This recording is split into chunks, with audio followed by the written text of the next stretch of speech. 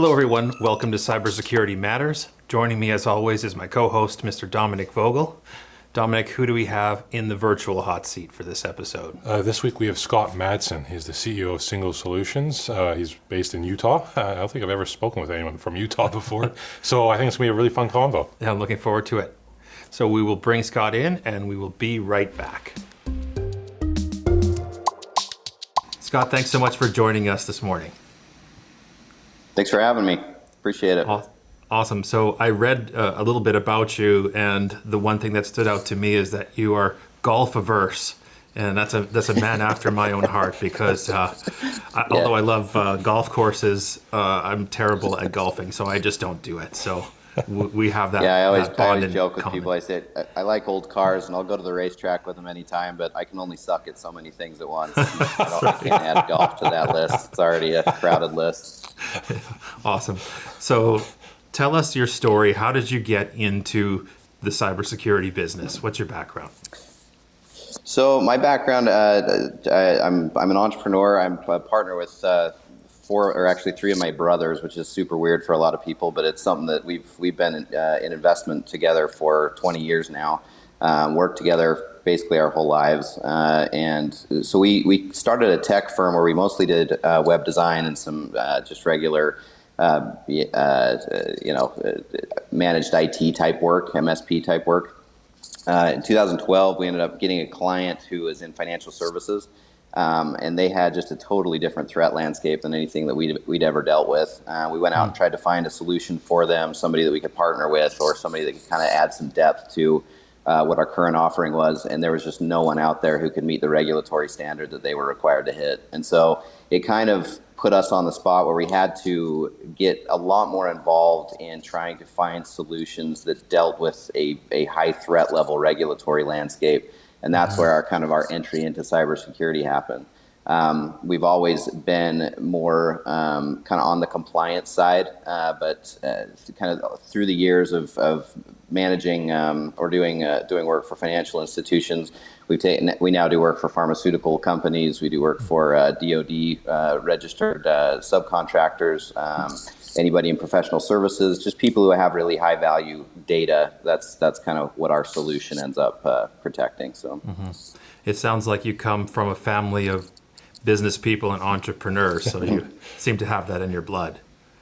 Yeah, unfortunately, yes, we do. That's very cool. Very, very unique in a lot of ways. Scott, yeah. I'd love to pick your brain on this in terms of both the compliance landscape and the threat landscape. What does that look like in your mind? And is that going to change as the result of what we're seeing right now with the coronavirus? Yeah, I think everything's going to change, and already has. I think the coronavirus is its own problem, but you have California passed the California Consumer Privacy Act in 2018, and it was enforceable in January of 2020. People were supposed to start to comply, and it's enforceable in July 1st. They may extend that. There's actually a bill out there where someone's they're trying to get the state to extend the time frame for enforcement.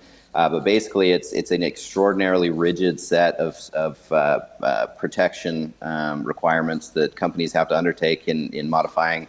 And there's kind of a two-stage portion to it. They have to have legal come in and modify their policies and procedures to deal with the regulatory requirements. And then they also have to engage a IT company, and it's got to be a cybersecurity company. No one else is going to be able to understand how to deploy the solution.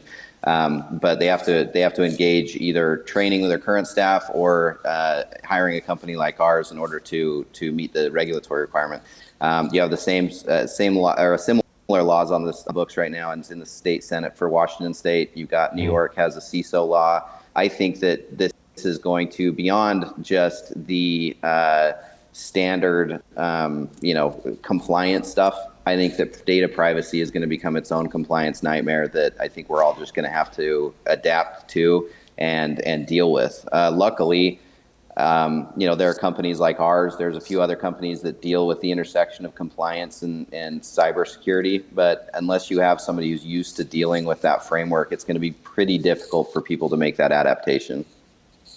When we're talking about compliance and we're talking about data privacy, and it's like you're saying, it's a very rapidly changing landscape, and it's just going to become more and more rigid. Now, part of the problem though is that it's so fragmented. Like you mentioned there, at least in the States, you have something in California, then you have something at Washington State, and different states have slightly different data privacy regulations. Is that splintering making things more difficult in order to achieve compliance, or is it making things easier? It's going to be more difficult for a while. For instance, in financial services, most regulators are state regulators, and every state has a different regulation standard or regulatory standard. We serve financial institutions in, I think, 10 different states, so we have to meet the different regulatory standard for 10 different states. With the CCPA, I think that it's kind of a landmark. What I imagine is going to happen is that the CCPA is going to start to enforce.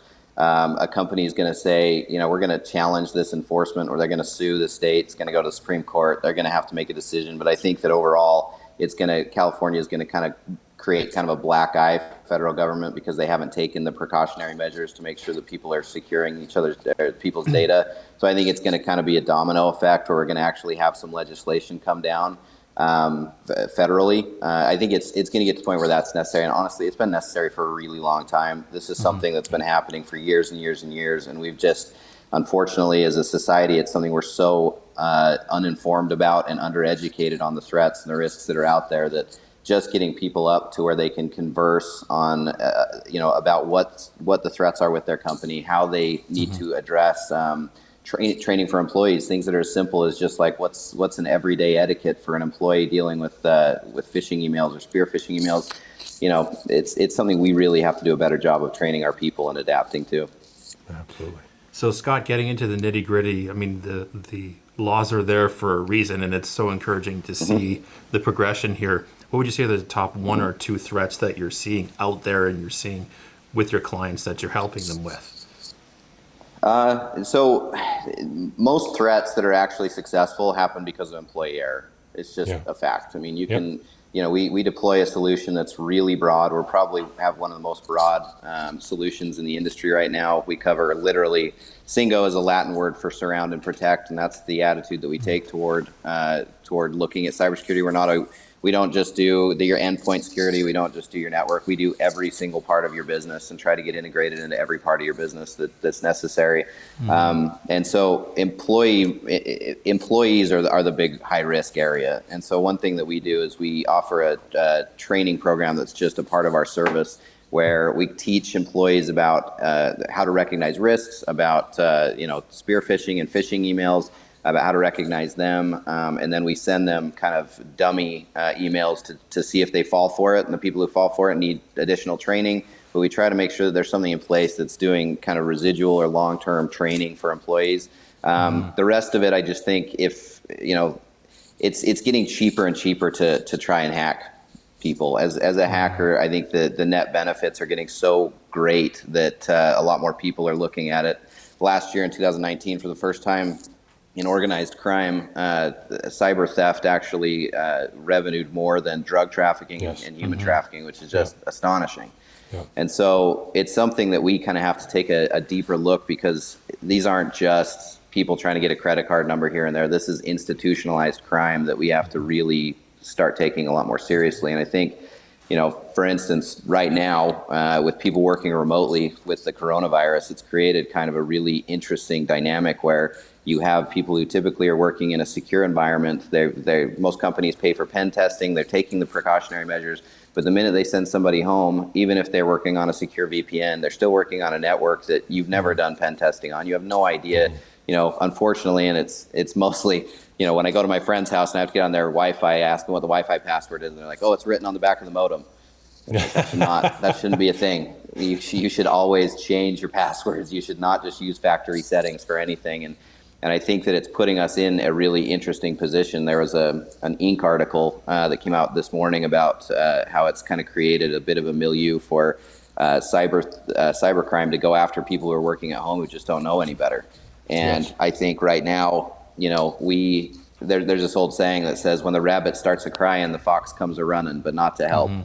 And I think that I think that right now we're in a really interesting moment where people really need to get educated, and they really need to make sure that their staff is understanding how to work at home, how to work remotely, and how that etiquette should be handled. Yeah, we need to talk to who's in charge of the hen houses, and hopefully it's not a fox. It's usually not, right? Yeah, that's exactly right. That's exactly right. And for companies who are prepared for stuff like this, for us, Cingo Solutions is what we undergo a third-party certification every year called the SOC 2. SOC 2. Yep. And it's supported by the AICPA. And what it does, it goes in and it just says these guys have the highest level of professional standards possible. And we have to run through contingency training. And so one of the things that we do is disaster recovery training. And so when this all went into effect, if you have the plan in place, it took us about 10 minutes per employee to get people set up at home in a very secure environment so that they could do the work remotely. But if you don't have anything in place and you haven't gone through the security training for the contingencies, then it really is, it kind of becomes a free-for-all. So. How about ransomware? Are you seeing a lot of cases? Unfortunately, we do still see quite a few cases. We end up getting referred to. These are usually people who we take on who are in the midst of an issue like that. It's out there. It's still a massive problem. I think that as things kind of destabilize a little bit more in the market, that people are looking. The high value stuff isn't necessarily just social security numbers or the standard credit card numbers, things like that. They're looking for intellectual property. They're looking for stuff that is R&D that's completed. I think that as trade continues to get be a little bit not as stable as it has been. A lot of other countries are looking at trying to isolate and identify as much IP as possible before they end up trade ends up getting shut down completely and for different areas of the world. God forbid that happens, but if it does, I think that we're seeing a huge uptick in people trying to take over, especially manufacturing facilities, in a way that we haven't before. People who haven't typically been targeted, who have intellectual property, are now engineering firms. I mean, we're seeing quite a bit of an uptick in threats that way. Yeah, the interesting thing is the intellectual property might not be valuable for resale, like in the case of these manufacturing companies, but it's valuable to the organizations that are being targeted, and they're looking for that quick hit and those deep pockets to get as much as they can in that window of time. Right. And you look at technology that's being produced. I mean, you've got some of this stuff. You've got billions of dollars into technology and into pharmaceutical development. And all it takes is one bad hit, and someone else is just gained access to billions in investment almost overnight. So I do think it's something that we as a country need to just get a little bit sharper at. I really appreciate what you guys do, because I think that the more people that we can get just a basic understanding of the way that this works, I think tech is a great industry to be in, but we've done ourselves a disservice by kind of trying to create it like we act like it's almost like black magic. Like people say, how does that work? And it's like, oh, you couldn't understand it, you'd never get it. And yet I can go into my accountant and who's dealing with difficult tax problems, and I say, how does this work? He has to break it down for me. He doesn't have the excuse of saying I'm much smarter than you, you're not going to understand it. That's his job. And I think that it's his job, and it's our job too. And I think that that's what we've done. We've created this weird mystique around tech, where people don't feel like they can communicate. Executives don't feel like they can make informed decisions. They just want it out of their way because they don't think they can understand it. And we have to do a much better job of helping them to understand the vernacular, helping them understand the way that we communicate, and learning how to bridge that gap so that they can wrap their arms around the fact that this is a threat. There are ways to deal with it. We have to take precautionary measures. But it's just like any investment. You're going to see a return on your investment. You're going to see a better scenario result. But nobody's going to make those financial commitments unless they can actually understand what's going on. That's so true, Scott. That's really well said. I think it's one of the finer ways we've actually heard it. And that whole notion as well about that mystique or aura around things. I think that's given rise, especially with small and mid-sized businesses, where they blindly trust their IT guy or the IT managed service provider.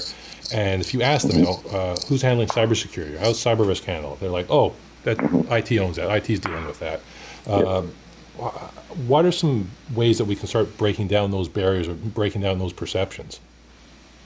Well, I think the first thing is that we have to train our staff to not speak. I mean, it's as simple as using acronyms. Yes.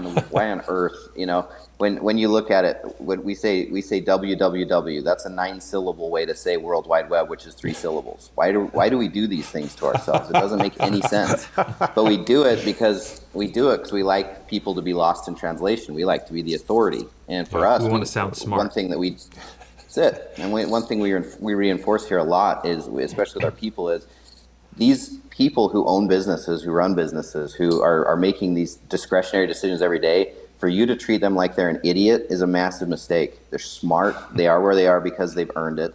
You are where you are because you've earned it. But you've got to communicate with these people. And I think that trying to break things down to their most basic, fundamental root where communication can happen, then people I think can get a higher level of trust. We had a client actually referred to us a little while ago who they had a managed service provider who was doing their IT work, and somebody in the company asked, who's doing the cyber? They said our MSP is doing it.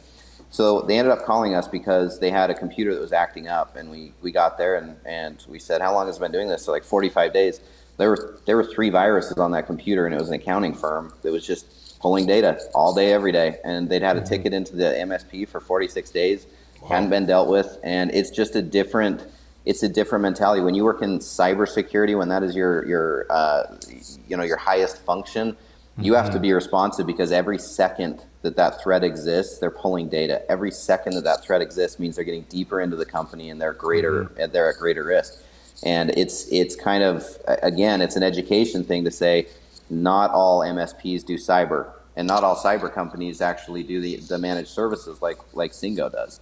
But trying to help people understand, and again, through informative platforms like Cybersecurity Matters and people who do what you do. I love doing these interviews because the reach that it has are for business owners who are so tired of hearing from their IT guys stuff that doesn't make any sense that they're downloading podcasts to say, do these guys can I at least figure this out?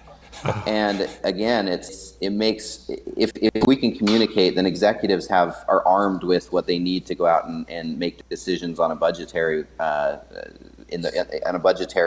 framework, instead of us saying, it's gobbledygook, you're not going to get it, just throw money at me and I'll fix it, and you still end up having problems. Scott, and thank you for giving us a shout out from a platform perspective. We really appreciate that. It's I agree with you. It's so important to just be able to get good content out there for business people to understand, like you were saying there, on their terms, in their words. Yep. The last thing we need is more tech talk. And one last question, at least that I have for you, is again on that same perception piece, is that whole notion as well that, and again, I know you're not necessarily an insurance expert, but there's still that perception of, cybersecurity, I can just insure that and never have to worry about that. Again, is it a similar answer to the previous question? Is this just a matter of better educating and better informing business leaders? Yeah, so we actually run a program where we work directly with cyber risk policy providers, and that's something that we've kind of pursued, because again, they're in the same boat that we are. If your client can understand the risk that they're facing, then they can make informed decisions.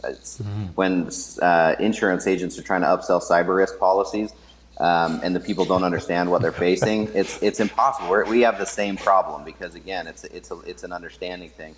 But there are ways to make sure that like even with us, if you deploy our entire framework, our entire infrastructure into your company, there are still risks that we can't guarantee against. There is technology that no one's seen. No one can guarantee, yes, we know all of the technology that's on the World Wide Web, and we know all the threats, and we've dealt with them all. There's no way to do that. And so where there is an overflow of or a gap in risk coverage, then that's when you bring in an informed insurance provider who can look at the cyber risk policy, say, here are the things that you're dealing with actively, here are the things that we need to be aware of passively that may not be covered, and that's how you can kind of identify and dial in your coverage.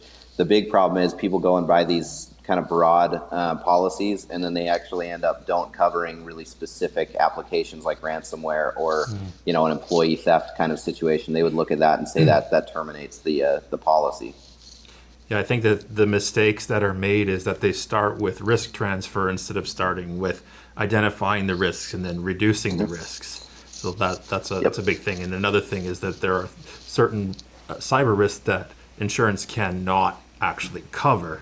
So therefore, there's no way to say that everything is covered.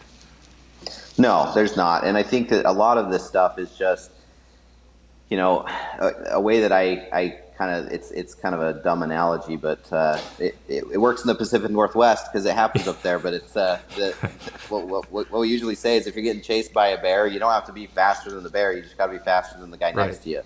The low-hanging fruit. In cybersecurity, that's it. In cybersecurity, it's the exact same way. Why would someone attack a company over and over and over again if they have a proven, strategic deployment of a security solution instead of just moving on to somebody else? And that's the way that people have to look at it. Of course, there's no way that anyone, and if they can, if there's a company out there and you bought something from them that says, I guarantee that you're never going to have a cybersecurity event, I got a bridge to sell you. It doesn't exist. It doesn't exist. But at the end of the day, what we can do is make sure that we're deploying, again, a really high solution that takes into account not just a fragmented approach to your company. We're saying we're going to make sure your network is good, and then you got to hire another company to do your endpoint, or and you can go on and on from there. What you need to look at is a copacetic, fully integrated solution that's going to help your company meet the threats that you're going to be dealing with. And I think that for us, the way that we've done that is this compliance mandate has been really interesting for our research and development, because for us, once we've developed our solution up to the point where it meets a really high regulatory standard, we just offer that same solution to everybody downstream because it costs the same for us to manage it at that point. And so I think that if more companies were taking more of an integrated approach to this, then you'd have a lot broader coverage for companies that are dealing with how to identify, I guess, the scope of the problem. But unfortunately, it's something where a lot of managed service providers who are great break fix type guys, they get involved in this, and companies end up signing contracts thinking that they have coverage. And most MSPs they won't touch it because it's really technical, difficult work. So it's like that false sense of security. It's like, you think you're covered for everything, but when in fact there's a whole lot of opportunity for maturity in that insurance connection. Absolutely. Sure. Yeah, and Scott, thank you again so much for such an awesome discussion. I think we could easily have a 3-hour discussion with you. There were so many threads. We'll definitely have you again do it on again, in the future. guys. This was fun. Thank you again. Be well and be safe. Talk to you soon, Scott. You too. Thanks a lot. Take care. Christian and I will be right back momentarily to wrap things up on the show. Dominic, what a fantastic conversation with Scott. He was such a pleasant surprise for me. I don't know, how did you find that conversation? He was just such an engaging speaker. He gave really well thought out answers. I really liked how he really explained about the whole notion about compliance and regulatory landscape, how that's changing, and how businesses, both big and small, need to pay attention. I think he did a fantastic job. Yeah, agreed. And he has his eye on what's happening in the horizon of the regulatory space. For me, we talk so much about the issue of IT, and that IT does not necessarily equal cybersecurity. Yeah. Having said that, I think we may have found a wonderful bridge with Scott. He marries those two concepts so well. He's so aware of that gap, and I think he's doing his best to fill that gap. So absolutely, very excited to continue the conversation with him in the future. Thanks for watching. You can view our podcast on Cybersecurity Matters playlist on the Conversations That Matters YouTube channel, or listen to us anywhere you normally listen to your podcasts, and we will see you next week.